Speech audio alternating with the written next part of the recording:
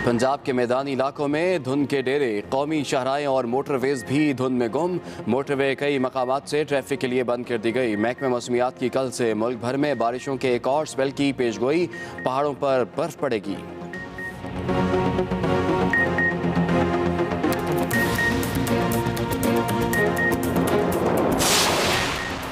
मुल्क भर में कोरोना से मजीद 7 अमवात। 24 घंटों के दौरान 4,340 नए केस रिपोर्ट। मुस्बत केसेस की शरह 8.71% रिकॉर्ड की गई। उधर NCOC का अहम इजलास आज होगा।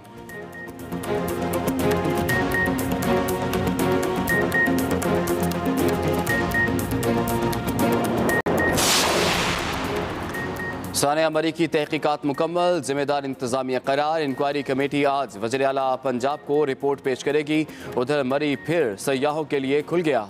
सुबह 6 बजे से शाम 5 बजे तक दाखिले की इजाज़त। बरास्ता मरी कश्मीर जाने वाली गाड़ियों को इस्तिस्ना हासिल होगा।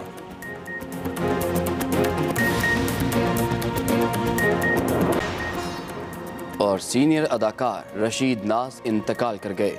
ज़रा के मुताबिक रशीद नाज का इंतकाल इस्लामाबाद में हुआ। काफ़ी अरसे से बीमार थे। तदफीन पेशावर में होगी।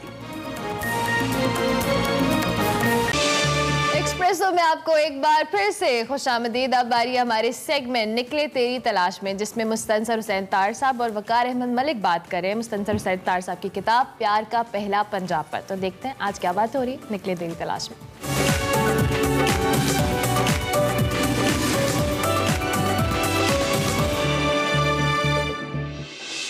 अस्सलाम वालेकुम नाज़रीन, मैं हूँ वकार अहमद और आप देख रहे हैं निकले तेरी तलाश में। तार साहब के साथ प्यार का पहला पंजाब पर गुफ्तगू हो रही है। उनकी बड़ी खूबसूरत किताब कूंजावांग ममोलियाँ देश छड़े असजात सफ़ात ते बेस किया। पंजाब की लोक दानिश के क्या कहने, सूफिया की जो रवायात हैं, उनकी जो शायरी है, लिटरेचर है, पंजाब को जिस भी जहत में देखें तो बहुत ही खूबसूरत धरती है, बहुत ही ज़रखेज़ धरती है। तख़य्युल के हवाले से, ज़हानत के हवाले से, तख्लीक के हवाले से तो बड़ी कमाल धरती का नाम है पंजाब। और प्यार का पहला पंजाब जो है ये तार साहब की किताब है। इस पर गुफ्तगू का सिलसिला जो है उसको जारी रखते हैं।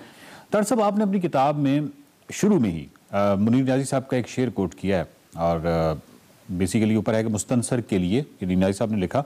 और आगे न्याज़ी साहब का शेर है कि ऐसा सफ़र है जिसमें कोई हम सफ़र नहीं, मंजर है इस तरह का कि देखा नहीं हुआ। 19/2/1998 की शाम, मुनीर न्याज़ी, लाहौर।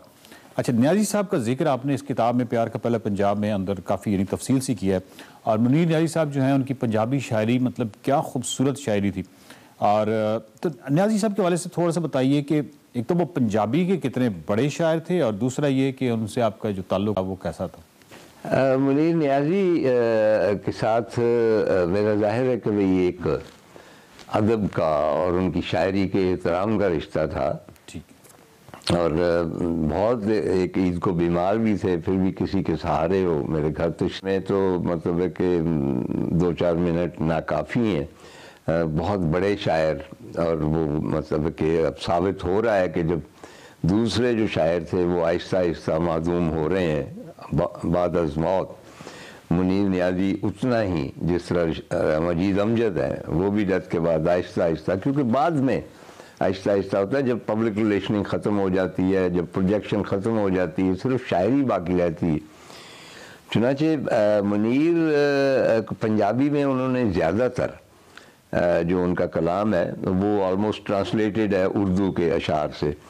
लेकिन उनका वो जो लाजवाल कर गया कि एक शायद लोग भी ज़ालिम था, एक मैनू मरंदा शौक भी सी, वो पूरा जो है हिस्सा वो नज़म जो है। बल्कि उसकी इंटरेस्टिंग जो बात है कि मैं खटमंडू गया, वहाँ पे एक सरदार से मुलाकात हुई। उसको शेर व शायरी का शौक़ था। मैंने कहा जी मेरे तो कोई शेर नहीं है, हमारे एक मुनीर न्याज़ी हैं। तो उनको मैंने ये सुनाया कि एक ऊंज भी रावा औखियाँ सन, एक गल च गम दा तौक भी सी, एक शहर दे लोग भी ज़ालिम सन। ये पूरी मैंने जब उनको सुनाई तो कहने लगे कि ये तो ग्रंथ साहब में शामिल करने के लायक ये कलाम। वो मुनीर को मैंने बताया और मुनीर में कना बहुत तो कहने लगे तार वो सिख ने बिल्कुल सही गल की थी।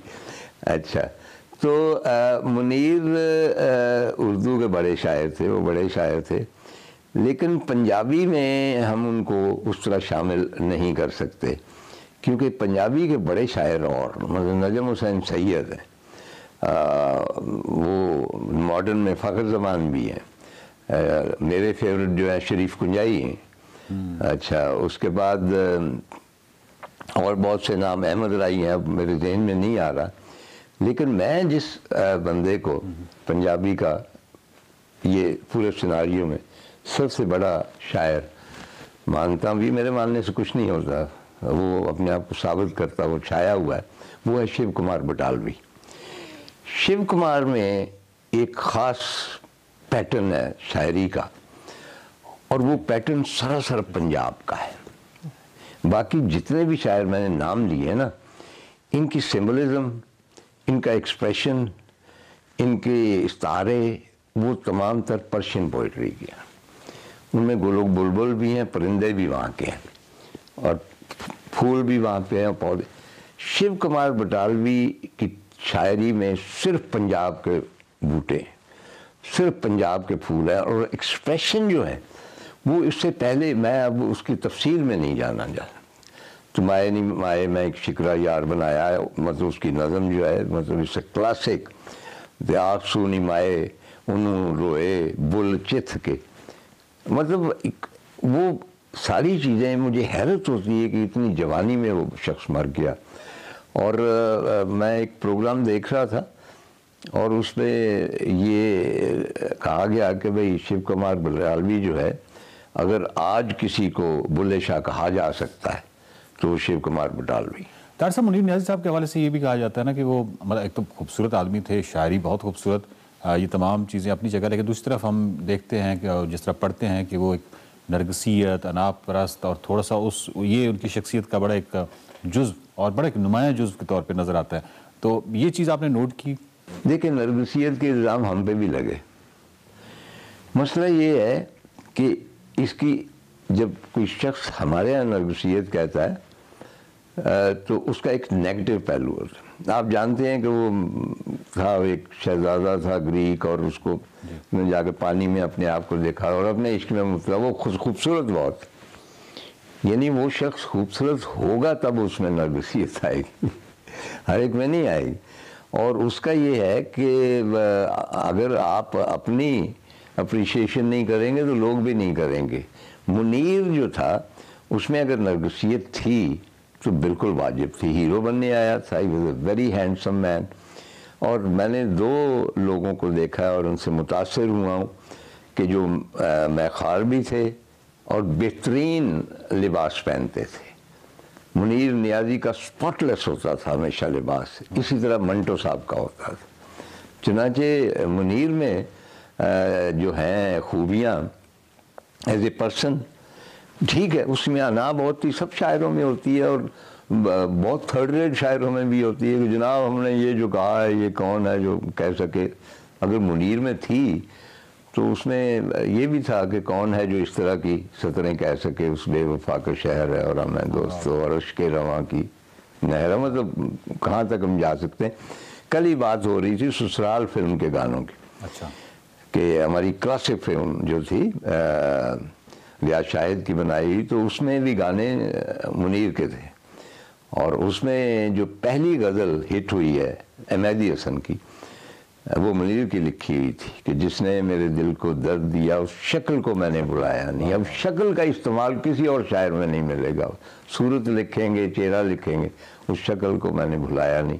تو منیر بہت مختلف، بہت ہی مطلب جو کہتے ہیں نا کہ حصے شعر سے اس کی مٹی گوندی گئی تھی اور پھر اس کو بنایا گیا۔